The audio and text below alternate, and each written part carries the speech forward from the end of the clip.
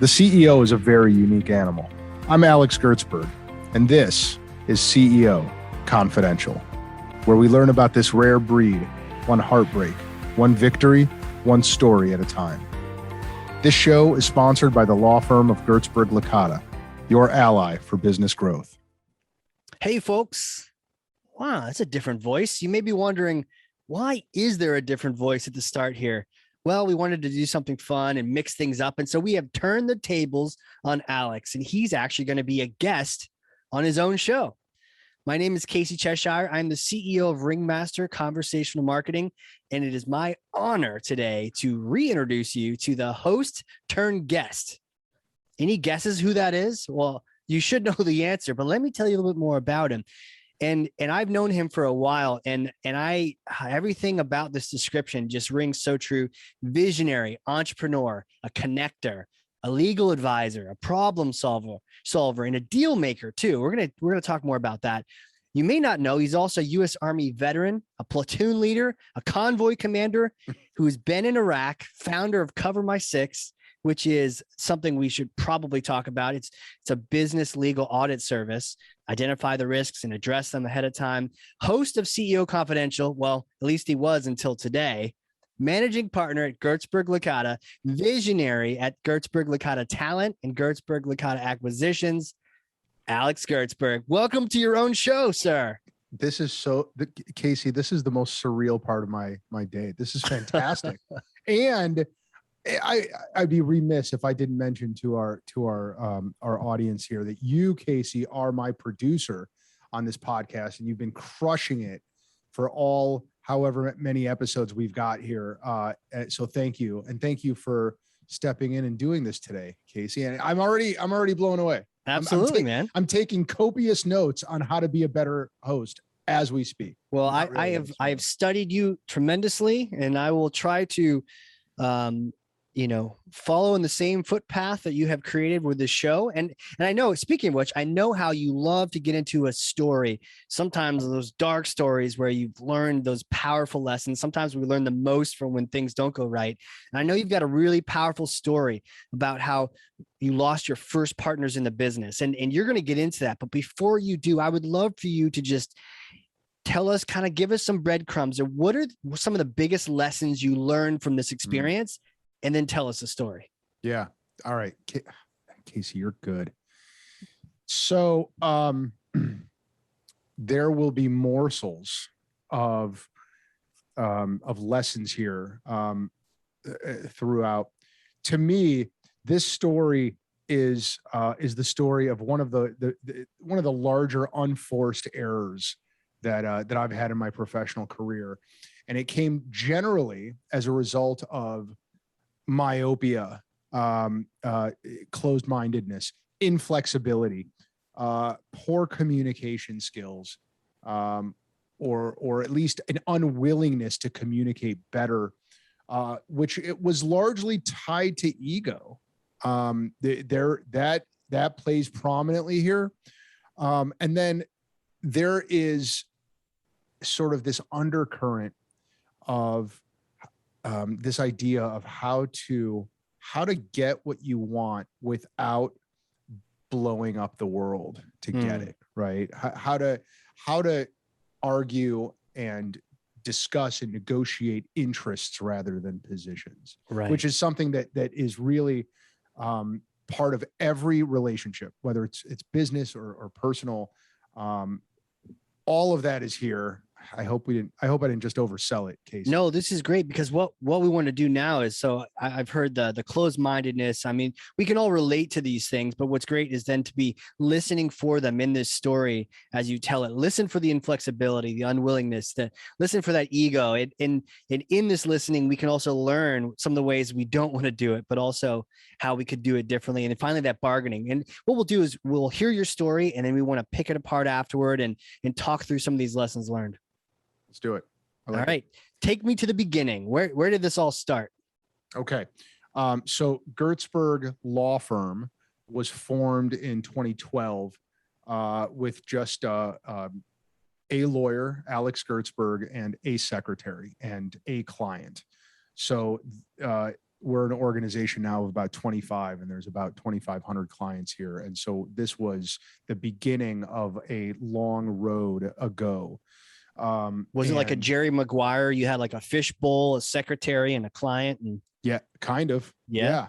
But not nearly as good looking as Tom Cruise, but similar story. Yeah. Come on, you could pass for Tom Cruise. Casey, you say all the right things. Thank you. You're welcome, sir. Yeah. So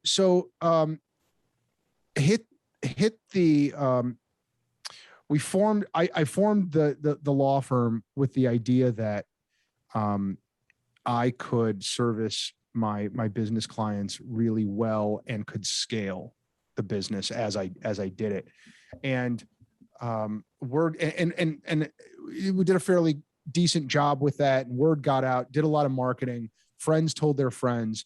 And then in relatively short order, lawyers started to call me because they wanted to come work for me. And the team grew fairly quickly.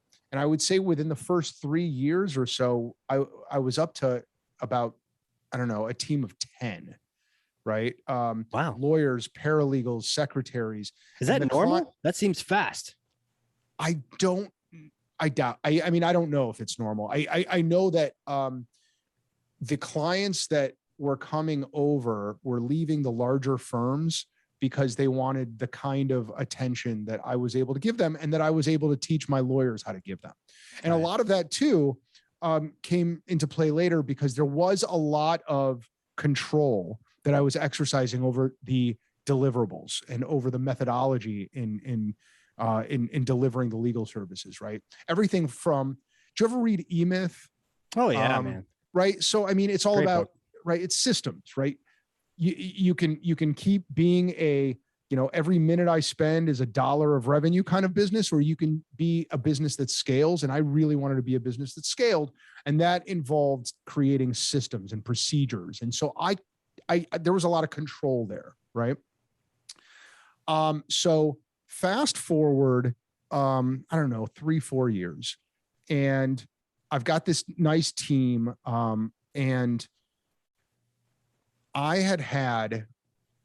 so I started my legal career 22 years ago now, working for a couple of large law firms here in Northeast Ohio. And I had a mentor in one of those, and he was a great guy. And we were really good friends.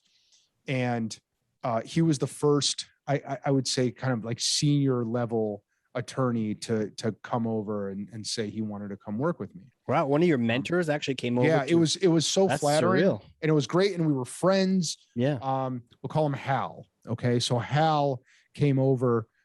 He was leaving his job or the company he was working for was being bought out.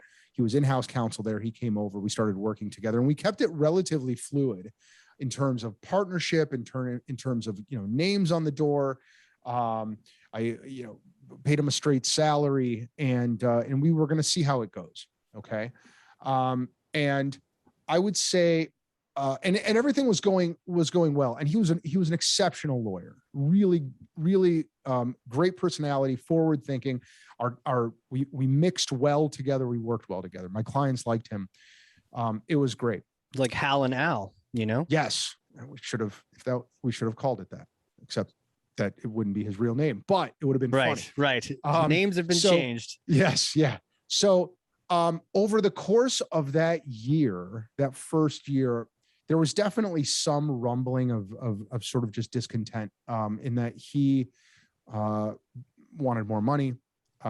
He definitely took a pay cut to come work for me. And he, thought his name should be on the door. And there was just kind of like this, I don't know, discontent, right? And keep in mind, he was my mentor. He was old. Yeah. He's a couple of years older than me. Had he been doing it like 10 years longer than you? Were you like the young pup? He was not 10, but a couple. Okay. A couple. I worked for him at one of the law firms that that could get weird. Yeah.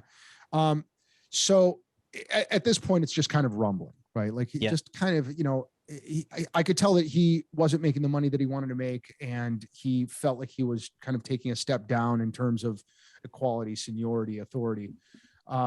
and again, I mean, there are these systems that I had put in place that, he went from being, the creator of the system to the sort of follower of the system. Yeah. Or at least not the sole creator. Right. So there was that was happening. So now fast forward another year. Okay. And things are still going relatively well. Subject to these little kind of concerns that were there. Two other friends of mine who I had worked with also, but at a different law firm, independently show up, right? And they're leaving their current gig, and these guys, one is John and one is Andy. Okay. And again, these are guys that I was I wasn't as close with them as I was with Hal, but they were senior to me. They were lawyers that I used to do work for at one of these other law firms. Right. Wow. And they're like, yeah, listen, I'm leaving my current gig. It looks like you're growing like gangbusters. I want to do what you're doing. I want to come work with you. So without even batting an eye, I'm like, hell yeah, come over.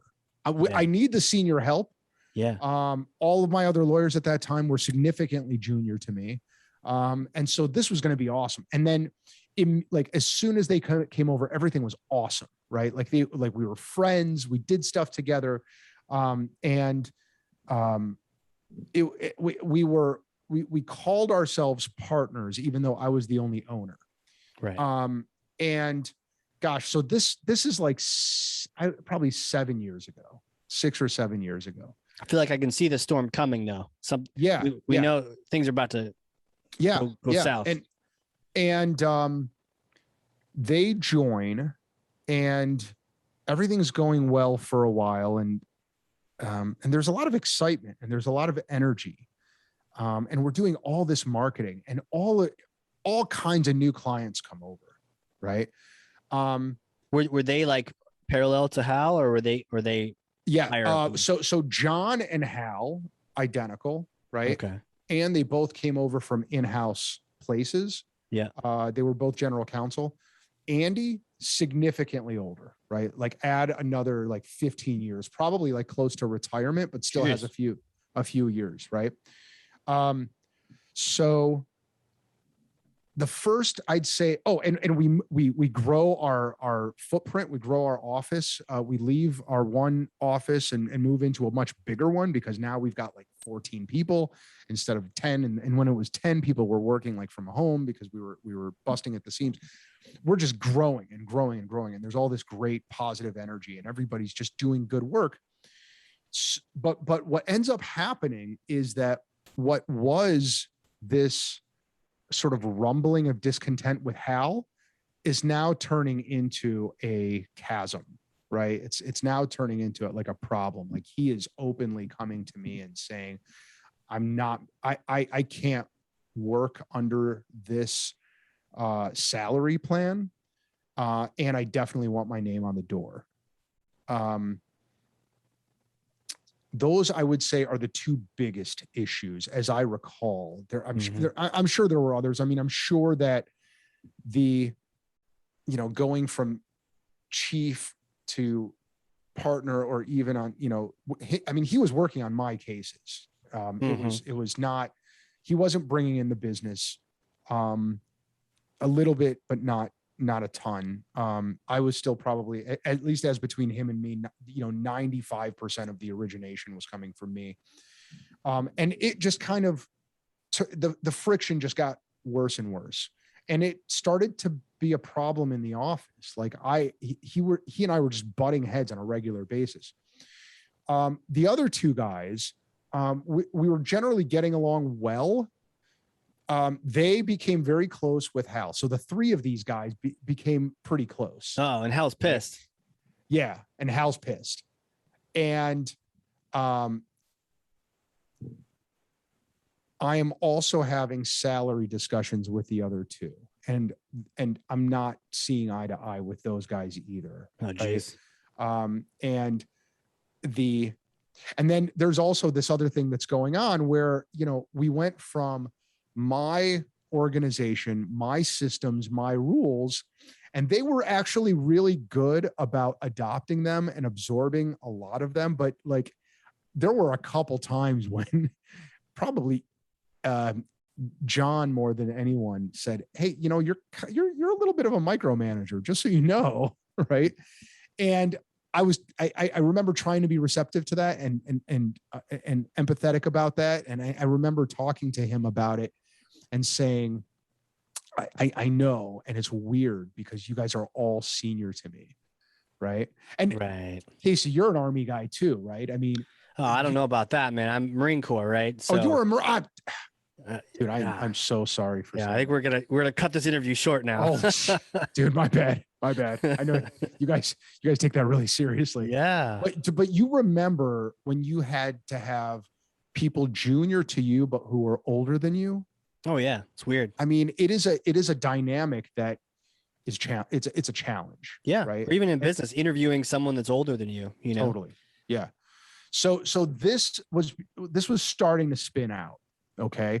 I remember adjusting John's salary at one point. Andy and I never reached an agreement on his salary, and Hal was generally just, oh no, we did. I increased his salary too.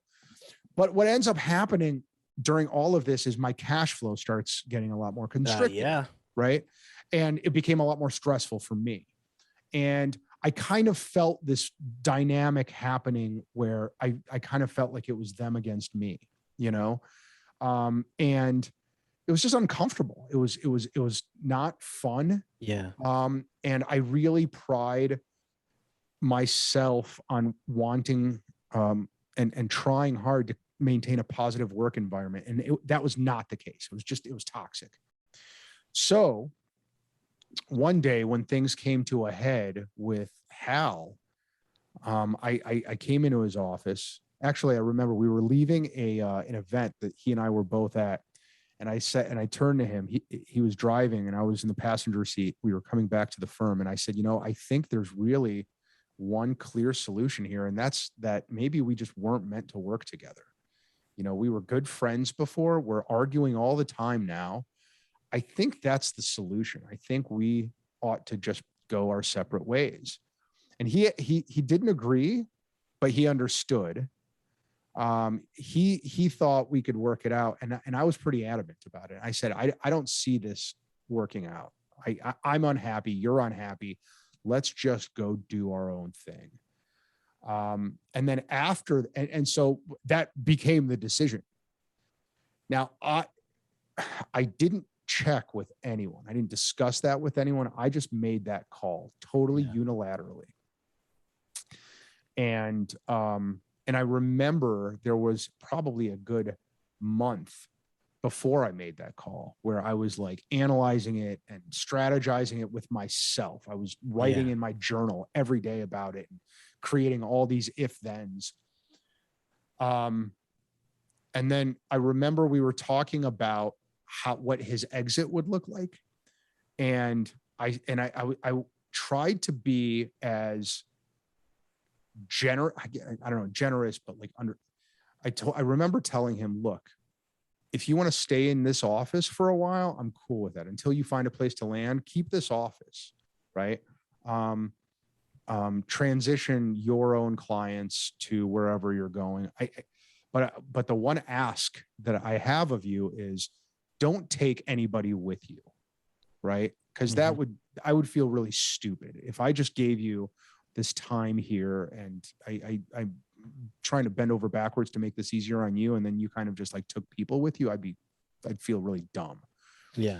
And he said to me, I remember this so well because like the way it played out now, it's like these are the things that are glaring from that experience.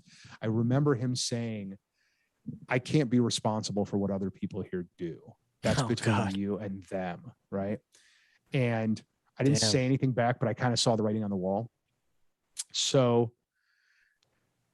fast forward like a week later, and John and Andy come into my office and they're like, hey, you got a minute to talk? And I'm like, yeah. They came in, they closed the door, and they're like, we're leaving the firm. And I was just like crestfallen. at that point. I just, I kind of like expected it, but and they've been kind of buddy the whole time now. Totally. So yeah, of course they would go. And I remember also saying, are you guys going with Hal? And they go, yeah. And I go, is this irreversible? And they go, pretty much. And it was just, and John said to me, listen, let's just stay friends. Right. I remember that really well too. And I go, of course. So that weekend, they move all their shit out. Right.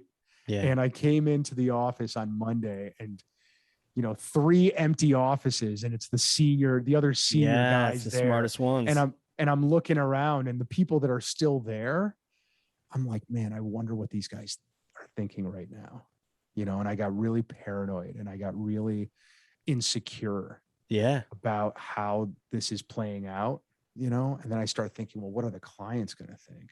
Yeah. Like I thought, like, I really started constructing scenarios where we're closing our doors.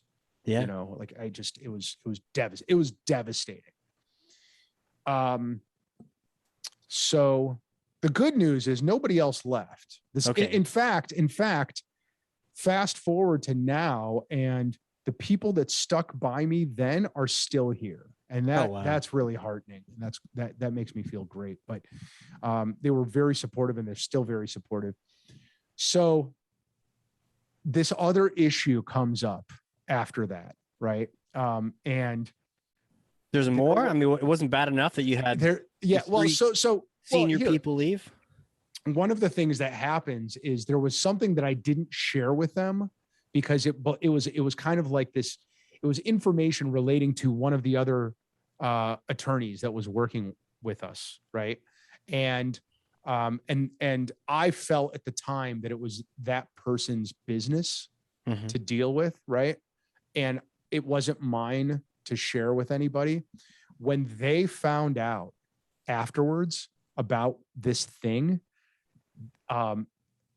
so that like an HR issue kind of thing, like yes, it's not your business. I can't just tell everybody. Yeah, exactly.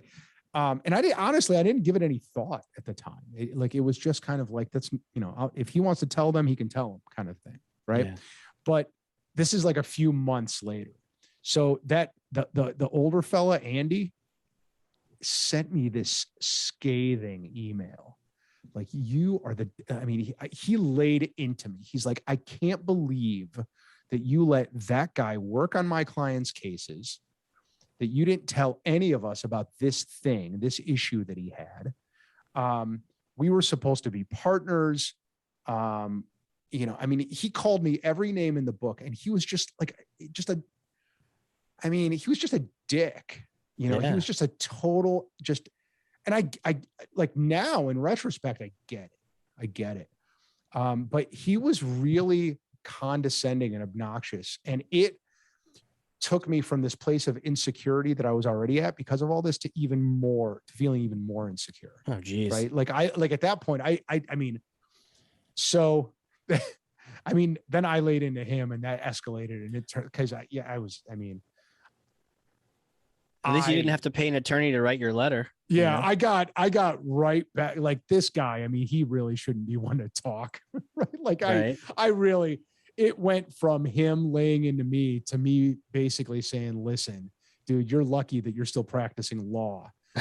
Like, for like the things that I know about you, we're let's not live in glass forest from the trees kind of thing. Yeah. Like, this guy was not, I told him, look, from what I can tell, nobody respected you in the firm that you came from, all this stuff. So it just, that's awesome. Really, and by the way, not proud of that.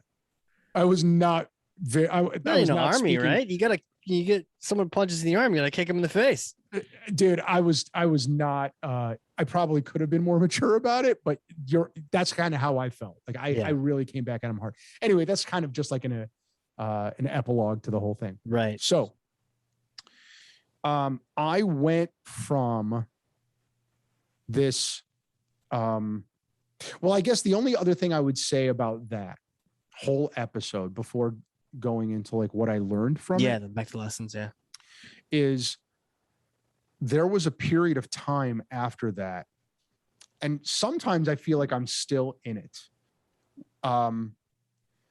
When in the year or two after that, I mean, I would drive past these guys' office and I would see their sign, and then it would ruin my day. Oh yeah. Right?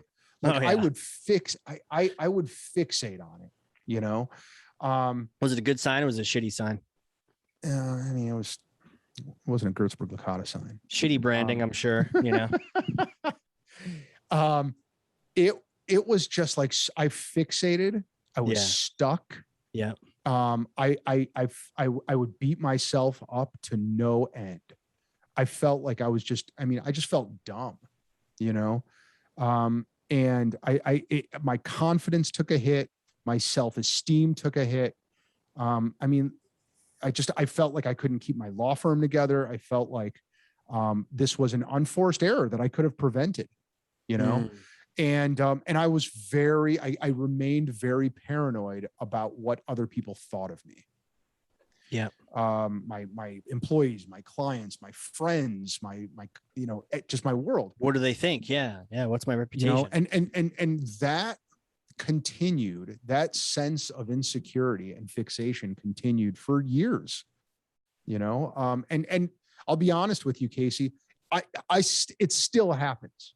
You know, the difference is that I have gained a lot more awareness of my triggers and how to deal with them. Yeah. You know, I'm aware that happened and that it is triggering this automatic response, you know, this limbic sort of, you know, negativity bias. Fight or flight kind of thing. Yes. And now, you know, after all the meditating and all the mindfulness and all the just, you know, growth and evolution that you do. Now I'm like, oh, okay, I see you fixation. I see you negativity bias. I see what's happening. You're welcome to the party, but I'm going to keep going, you know?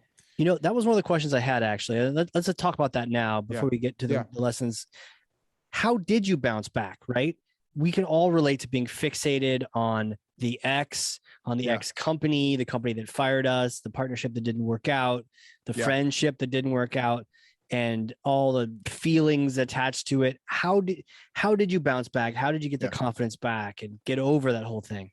It's such a great question. And I tried to learn from other people a lot.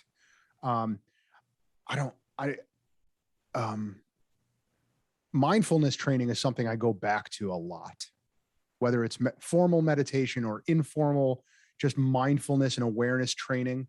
I feel like that's my savior in a lot of ways, because I have, you know, I have severe ADD and then with a touch of OCD. And for me, being aware of what my mind is doing is a muscle. It's a skill that I need to constantly work on. So that's the biggest thing. I didn't develop that on my own at all. I still, to this day, I read a lot of Thich Nhat Hanh and a lot of, you know, Sharon Salzberg and just. Is there one book that stands out that like those listening going like, shit, I'm dealing with this right now? The biggest one. Oh man, Casey, I want to hear your answer to that same question. By the way, I'd be curious. The biggest one is Man's Search for Meaning. Oh, okay. Right. Yeah, there's a quote, Viktor Frankl. Yeah. There's a quote on there that I come back to a lot now, which is that man is the only animal on the planet who can choose his attitude in any given set of circumstances. Right. You can, if you know that attitude is a choice, right, that it doesn't happen to you. It's something that you can cultivate. It's something that you can call up. If you know that, then that opens up a whole world of mood, energy levels, attention, you know, just knowing that you don't have to fixate. You don't have to follow that negative thought. Yeah. That's probably the biggest one. What's your most influential book in times like that, or author? Yeah. At times like that, you know, book, I'm going to say, go back to good old Dan Sullivan. And it's that, is it Dan Sullivan? The Laws of Lifetime Growth. Have you read that one? Oh yeah. It's a great book. You know, It's fantastic. there's just so I'm trying to pull up some quotes from that, but there's these just little sayings of like, make your future bigger than your Yeah. past, make your performance bigger than the applause, make, Yeah. and just little things that remind you that you could Yeah. do better in the future. And that's really what matters. You can't change the past. You actually can't change the future. You only have control over the present. Yep. So make that big. There's a great quote. I think it's in that book.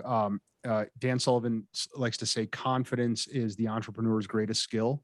Mm. I love that because it is by painting it as a skill that automatically implies it's something that you can develop and work on. Yeah. Right. It's not stuck. You're not stuck with confidence or lack of confidence. It's something that you have to develop. I mean, he even has a methodology for getting more of that confidence, right? Yeah. That whole cycle, because you need to build that muscle. There's like a whole workout routine to get that confidence. Can you tell me about the mindfulness? Were there any books around that? Any gurus? How did you go from being, the uptight lawyer who's upset at, and full of his feelings into, did you sit in a room and you meditated? Like, how did you get to the point where you could do that?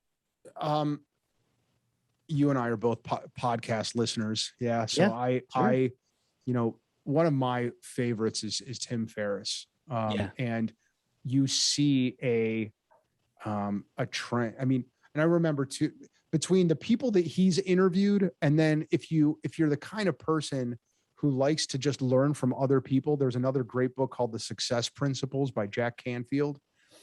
If you pay attention to what a lot of successful people do, meditation is there. Some form of meditation is always there as an intentional act, whether it is sitting with your eyes closed on a cushion or exercising or walking in the woods. But there is an intentionality about what you're doing with your mind during those times.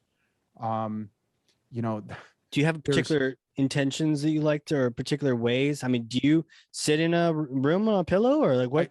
I do. I do that. I try to do that 10 to 20 minutes a day. I start by putting all of my attention on the sensation of my breath. And then I do this thing called open awareness, where I just kind of like step back and I just let whatever I hear or feel or think or smell, just whatever sensations come up, you just kind of like point your attention to them and notice them. Yeah. It helps grow the noticing muscle, I guess, the attention muscle, so that you can be a lot more intentional about that. But then there's also exercises like just starting with a gratitude intention at the beginning of a meditation, or I've got this great app called Breathwork, which has taken my meditation to a different place and just more breath focused. So wow. Geez, Casey, I could talk about that all day long and bore the shit out of you. I mean, even there's the app, and you're right. The gratitude thing. I've heard that, gratitude is the enemy of anxiety and fear, right? If you just have a moment to be grateful for what's happening, it kind of pushes all those other things away just for a second to go, actually I get to have today instead of I have to be here today. Oh man, do you meditate, by the way, Casey? Yeah. A lot of prayer too. What's your methodology? I like having conversations with God and just like having dialogues. And I think maybe it's the extrovert me or whatnot, but when I feel like I can process things when I'm talking. And so and then who better to talk to, right? And it's this internal dialogue you're having. And it kind of raises the intention, right? Because you're intentionally talking about a subject that you're both aware of at the time. You're like, okay, let's work through this. I could see that. I think that there's a lot of magic that happens in a question answer coupling that doesn't happen when it's just thoughts being secreted and journalized or whatever. In fact, I think a lot of magic happens when you just ask questions and you just, whether you're writing them down or thinking them, but the dialogue that you have with yourself, with the universe, with God, whoever, that creates a that creates a level of thought and problem solving and well, mindfulness, I think that is pretty unique to that kind of system. Right. And it requires silencing that other part of you, right? And yeah, and I think you mentioned, working out and exercise is a great way of, if I can't control it enough intentionally to say, no, like hush, then I just need to burn that part out. I'm going to go work out. And then, whether it's Tim or other folks say like, well, yeah, your brain is like, I'm going to put all the blood to the areas that need it, which is like your motor function skills right now. So you got your frontal thing can't just overanalyze the situation. And then sometimes there's that clarity. It seemed like in the shower when you're like not thinking about something, when things just sort of, you kind of get it. It clicks. I think the common theme is you are setting an intention of what to do with your mind and your attention, right?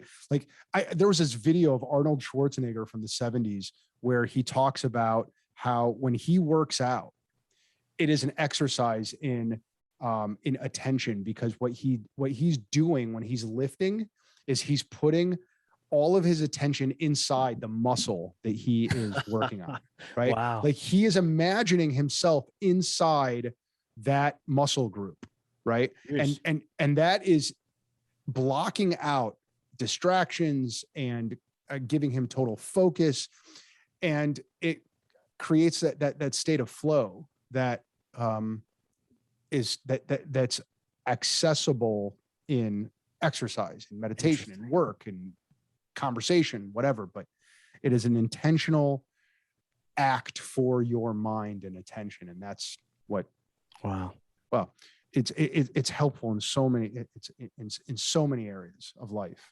Right. And it definitely was here. So tell me about this. So you found that mindfulness and peace, even now from this new position where you have that mindfulness, when you look back, you mentioned at the very beginning some of these lessons you've learned about the situation. Can you talk through some of those lessons, looking back at the situation? Yes. So the first is my lessons that I took from that. One is you've got to, if you're going to have partners, whether they are equity partners or not, if you are going to have people that you want them to consider to be empowered and equal with you, and this is particularly true, I think, with people who are of similar age or seniority, but I think it's true of anybody that you would consider to be a partner in some way.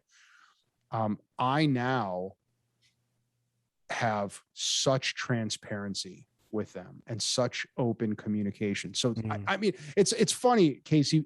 So a few weeks ago, I interviewed Lou Licata, my current partner. Yeah, I heard that one. Right.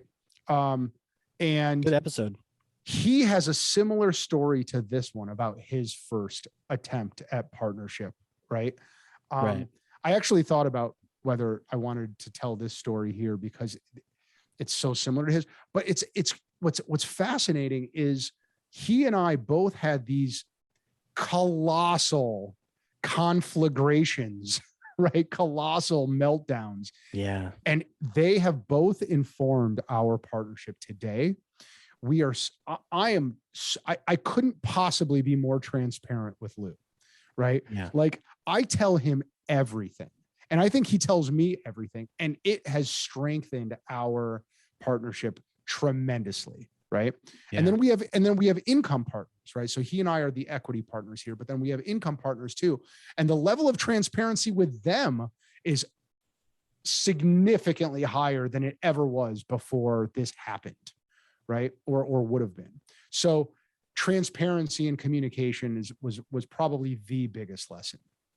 The second, that builds trust, right? I mean, that builds trust, and that HR situation in the future, it's like, look, I'm going to read you into this like it's a government file. This is classified. This is not something you can share. Yeah.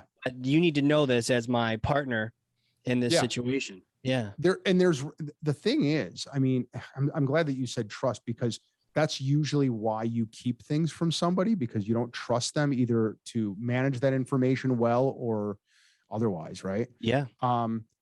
And what, I mean, it's it's so much better to have that level of trust. It's easier. You don't have to think about what am I telling people and what am I not telling people. And you want them to tell you everything too, you know? Right. So that was the first and the easiest thing that came out of this. The second is ego. Yeah. And this really kind of has two sort of I guess This is not like ego, like the waffle. This is like down and dirty. No, What we all have. I was thinking the waffle. You were thinking, yeah. But now that you mention it, ego. That morning you had a waffle. Is that what happened? I did. I'm never eating waffle. Never eating. I haven't had a waffle since then. It's never. Yeah, right. I mean, I freaking hate waffles. I'm a pure pancake guy now. Ego, in the Carl Jung sense, right, has in this case, in my mind, two related concepts. One is just flexibility. You know, yes, I had these systems, and yes, I was the sole equity owner, but I had to be able to be flexible on what I was envisioning for the firm and for our relationship. I had to listen, and I had to be able to depart from my,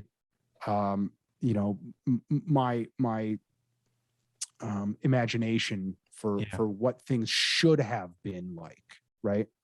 If I had to do it all over again, I would have, prior to terminating Hal, brought John and Andy into the room and say, here's an issue that we've got.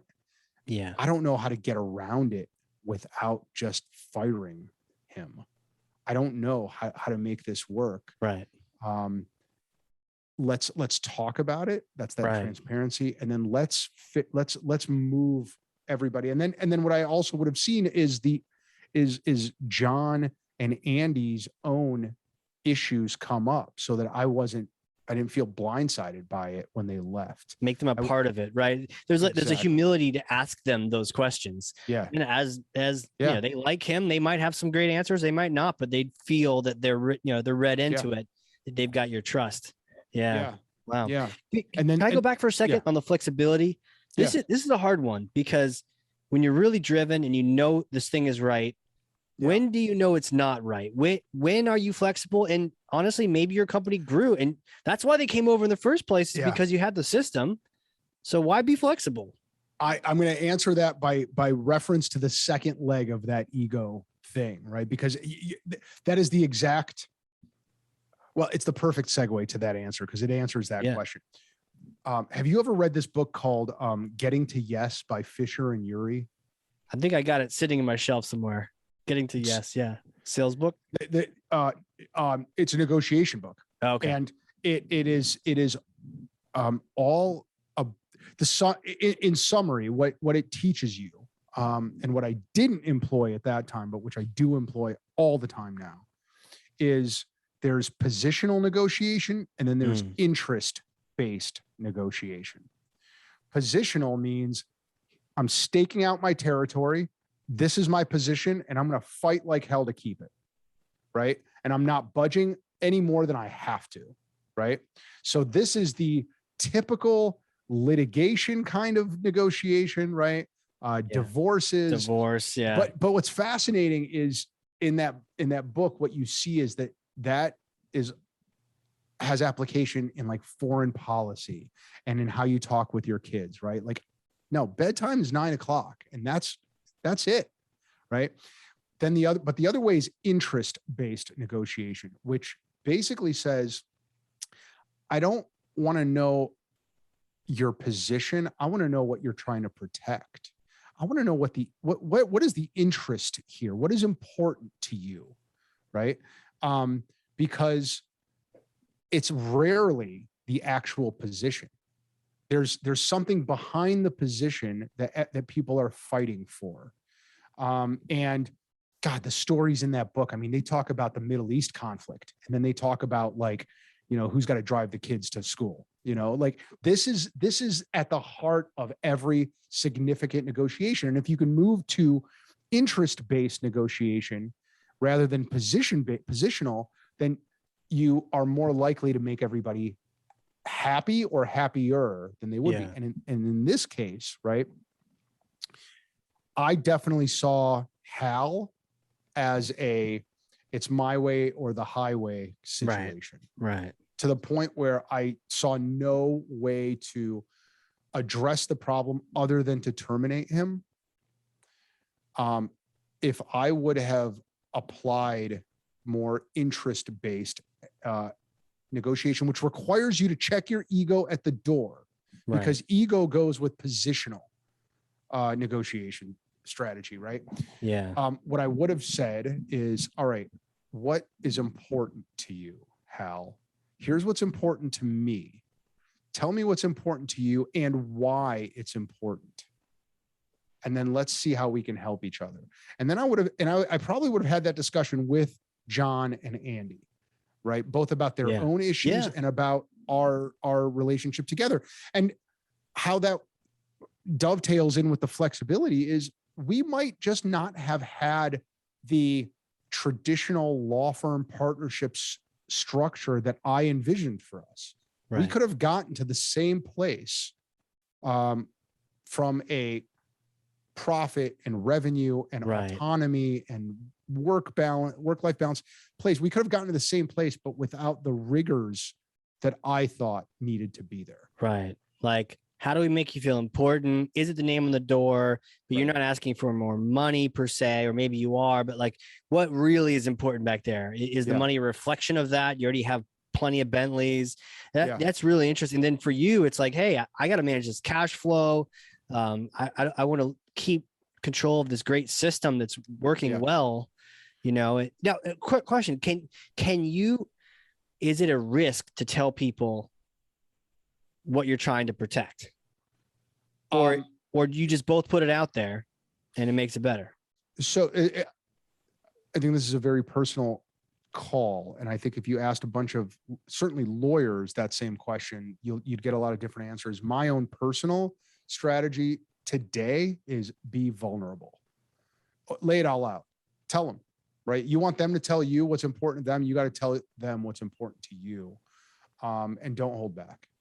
There is certainly a gamesmanship and a chess strategy and an adversarial strategy that suggests to some people I should hold my cards closer to my vest. Like fake the interest. Yeah. Have a fake one and do all this crazy crap. Yeah. Yeah. And candidly, I have won a lot of cases that way as a litigator, you know, and a lot of negotiations that way.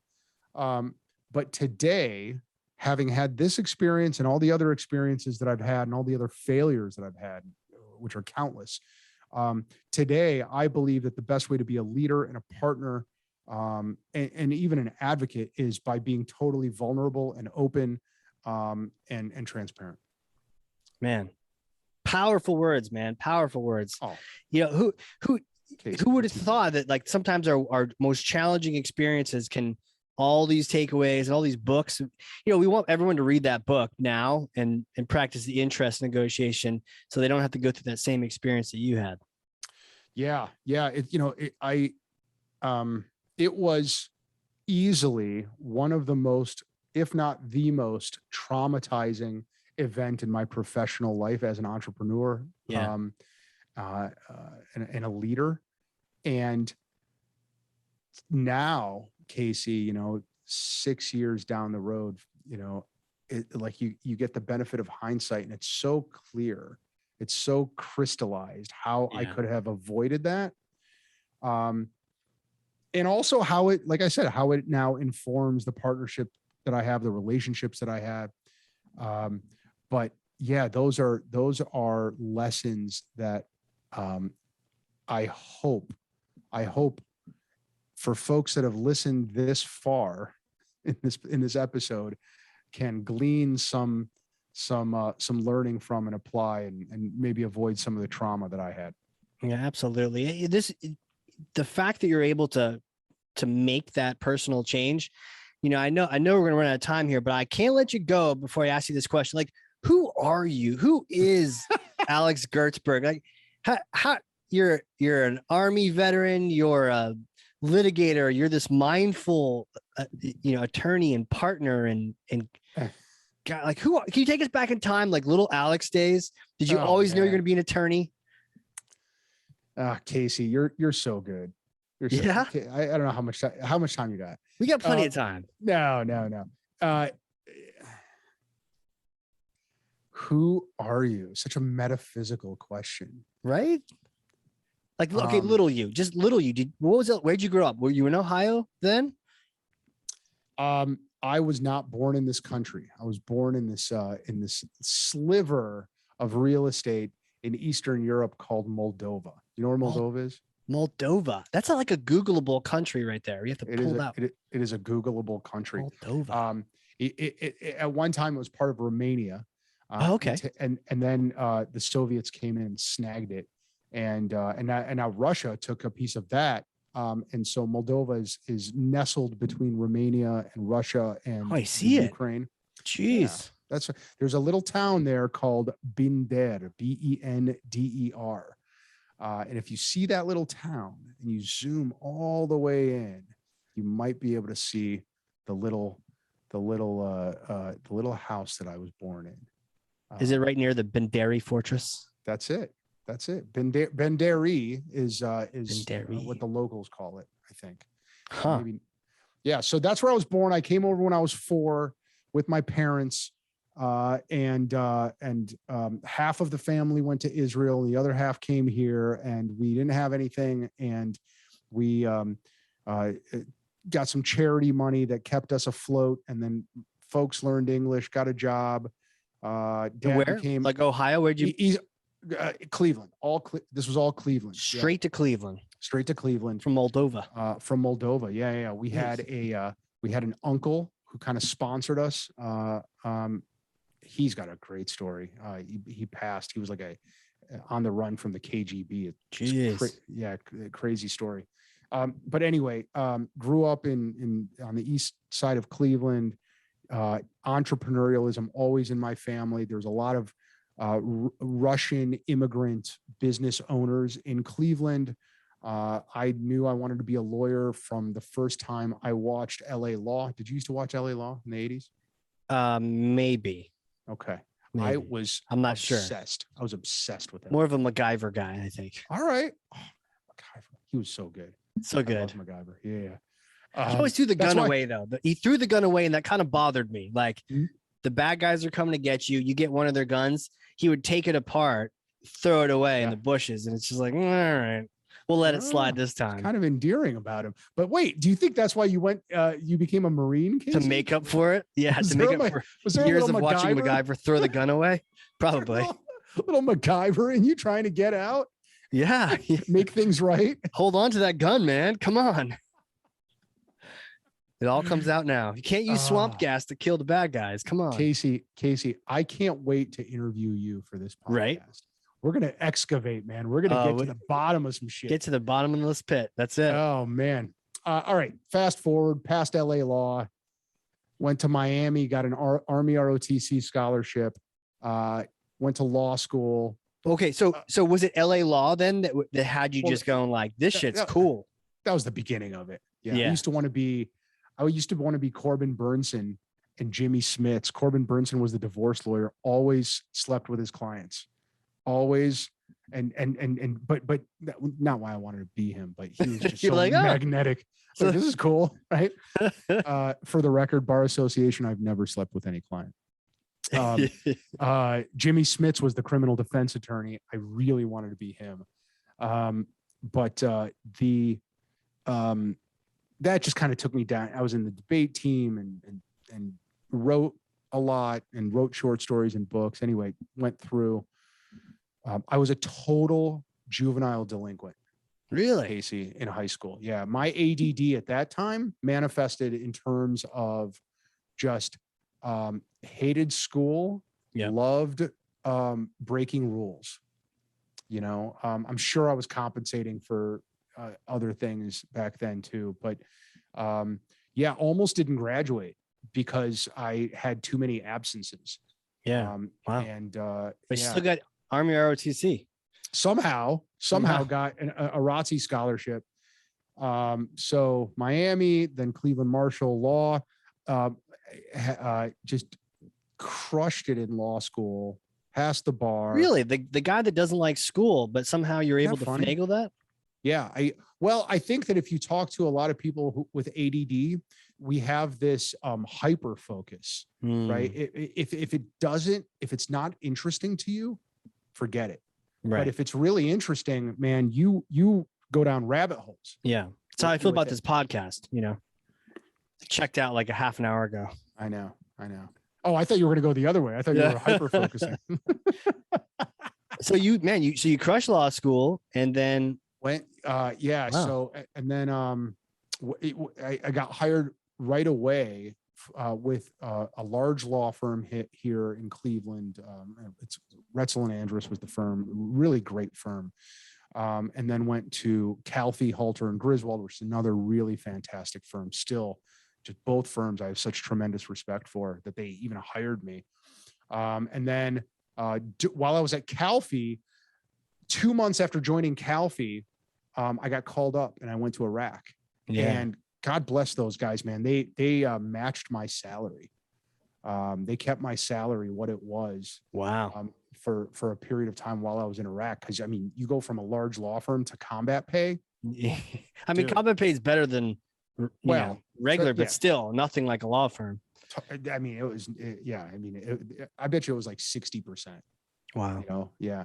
So, so Calfee was great. And then I came back from Iraq. Where in Iraq did you go? Where'd you play? So we were stationed right on the border of Kuwait in Iraq. There was a base there called Camp Navstar.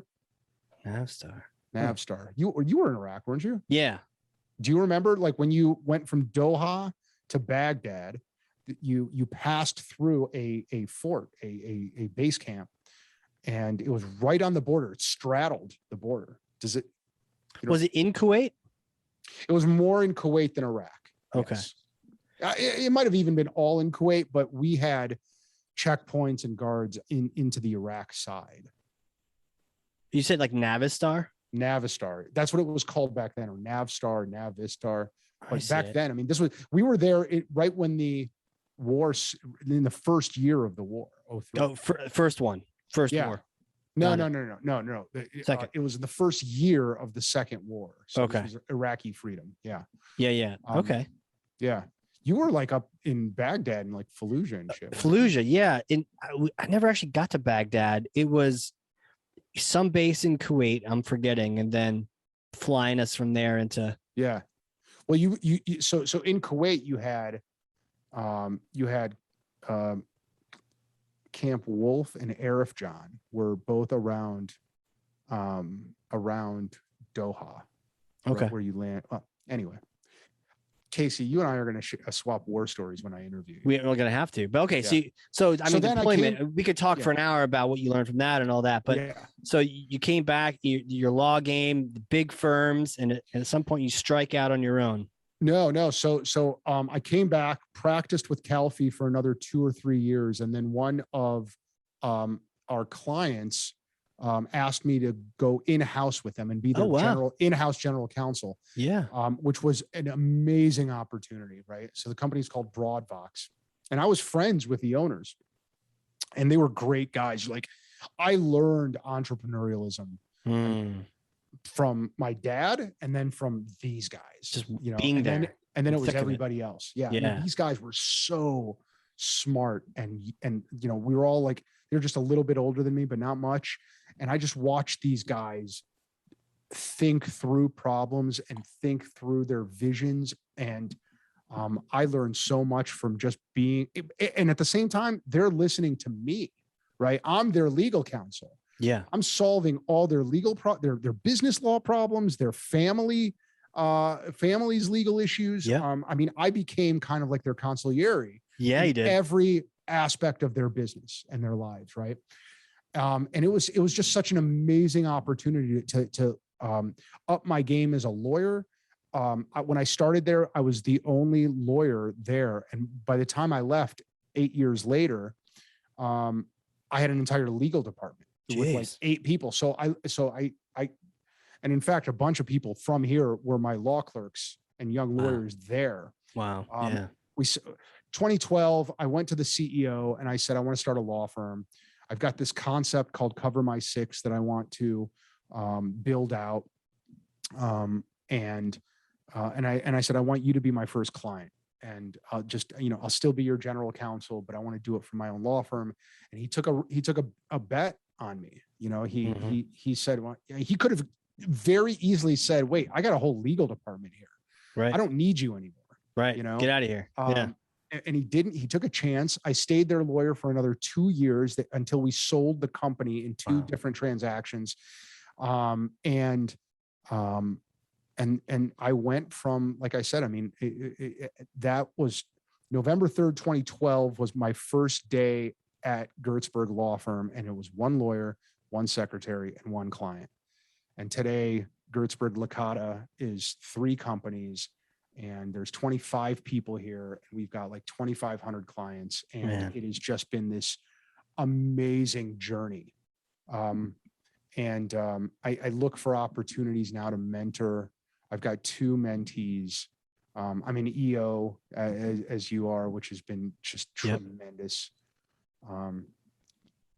That was a much longer answer to the who are you question. Yeah, I know, but I'd love to wrap. I mean, this whole journey, I really feel like the journey shapes us and it really flavors whatever you practice later, whether it's the marketing or the law. Like your experiences flavor what you put out.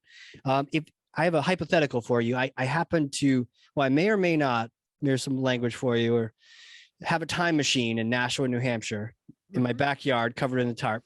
And, you come to New Hampshire, visit, we get some lobster, get some beer, and then you get to use this time machine. It takes you back in time to a specific time. It takes you back in time to a few days after you graduated law school. And a few days after, so you've sobered up from the parties and the celebrations, and you get to talk to yourself, and you don't have to worry about violating time-space theory. You can talk to yourself. You can change the future. What kind of things would you tell yourself? What kind of advice or recommendations would you give yourself? So I'm in Area 52 in New Hampshire in your backyard. And it's such a great question. Well, I think not the world either. Like you in particular, what would you tell yourself? I would tell myself that you're going to fail and it's going to be fine, and you should welcome it and systematize your failure, right? And I promise you, everything's going to turn out fine, and you're never going to stay down. And the other thing too that I would tell myself is nobody cares. All the things that I actually learned this from, actually, like a lot of people have said this to me over the years, and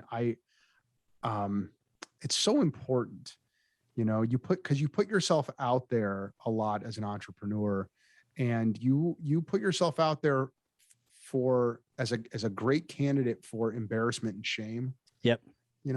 Dude, nobody gives a shit. Nobody's thinking about you. I mean, your parents are, your spouse is, but in good ways, not in, like just all the things that you think people are paying attention to, like the client you just lost, or the employee you just lost, or the deal that fell through, or the case that you just lost. Yeah. Nobody gives a shit. Right. And in your mind, everybody's paying attention. Yeah. Everybody's making fun of you. Everyone thinks that you're an idiot. Nobody cares. Nobody cares. Go for it. It's going to be fine. Systematize that failure, and you're going to fail, but it's going to be okay. Alex, where can people get in touch with you? Because I know after I've heard this, I'm like, I need you to be my lawyer, right? So what kind of social platforms you want people to reach out, or just to say hi? I mean, they don't have to sign you up, but like they just want to connect with you because clearly you have some great stuff to talk about. What are some good social platforms, good URLs? Where do they go? So the hub for all of it is gertsburglicata.com. Okay. Right. And if you are unwise enough to go to my profile page rather than the other people around here who are way smarter than me, then you will find on that page all the links to my LinkedIn and my email. And I'm not smart enough to be on Twitter, Casey, so I stay off of that. I think there's a Facebook link on there too, but I'm pretty sure I'm the only Alex Gertsburg in America. What's the easiest way to reach you then? What's the best one? True. The best one of all that list? Email guy, LinkedIn? What's good? Email's probably the easiest. Yeah. I can't promise that I'll respond quickly, but at least I can assure you that I will be paying attention and I will get it. And that is gertsburg@gertsburglicata.com. Certainly. Wait, what is it? You just put your email address out on a podcast? Don't you know how popular this podcast is? I don't give a shit. Just do it. I don't know. No one cares, right? No one cares. No one. I've got a really good filter. Right. Do you ever read the 4-Hour Workweek? I follow the 80-20 rule with all my emails, right? Gotcha. At any given point, there's only 20% of the thing on there that is going to get responded to that day. And it's it's the same thing with any other messaging platform, right? I mean, you can bombard me on LinkedIn or on Facebook, and there are so many minutes in the day, and I'll try to get back to you as soon as I can, but I can't. Beautiful. Well, this has been great, man. Thank you so much for the opportunity to come on here, but then also thank you for just being so transparent, open, honest, humble, and just putting it all out there for us. Casey, thank you. Honestly, I wasn't sure which way this was going to go. I knew you were good, but you're great. You ask great questions and you put a lot of time into. Oh man, I'm blushing now, dude. You did great. I can tell. I can tell why you are the great producer and podcast host that you are. And by the way, I would be remiss if we didn't talk about your podcast. So let's talk about it. Sure. Take I've got a podcast. Please. It's the Hardcore Marketing Show, and it is spelled like the Marine Corps, not the Earth Corps. So it's HARDCORPS, hardcoremarketing.com. Yeah. And Ringmaster, where we launch podcasts for businesses and for attorneys and for anyone that wants a podcast. It's ringmasterlive.com. Yeah. Well, and you're one of the entrepreneurs that I really admire because you've kind of done what all of us hope to do, which is you've got multiple companies and you are sitting in the seat in each of those companies that you idealize for yourself. And in fact, I think you've kind of, your marketing company is like almost entirely self-managed at this point. Mm-hmm. Right. I mean, that is you're in the nirvana of entrepreneurship, my friend. And that is admirable and people should learn from you. Namaste. Absolutely, man. Well, let's close this thing up. Kind words. I appreciate the spotlight. So for those out there listening, if you enjoyed this, like I did, if you learned something, and I know you do, because I literally have, I freaking know, I have proof. I have 2 pages of notes. I have front and back notes. I know there's books that got called out. There's some great concepts on mindfulness. There's an app, the Breathwork app. There's all this stuff, like getting to yes. We all need to go read that. If you learned something here, share this episode with someone else. Share it with 1 person, 2 people, 30 people. That's what makes you a thought leader on this planet. And with that, Alex, thank you again, man. This has been fun. Thank you, my friend. Thanks, folks. Thanks for tuning in. I appreciate you. Awesome. And this has been CEO Confidential. We will see you all, and you will see Alex next time. Thanks for listening to CEO Confidential. I hope you enjoyed it. Visit us at ceoconfidential.net. and visit our sponsors, the business law firm of Gertsburg Licata and Cover My Six, a business solution that flushes out and repairs legal minefields before they blow up in court. We'll see you next time right here for another episode of CEO Confidential.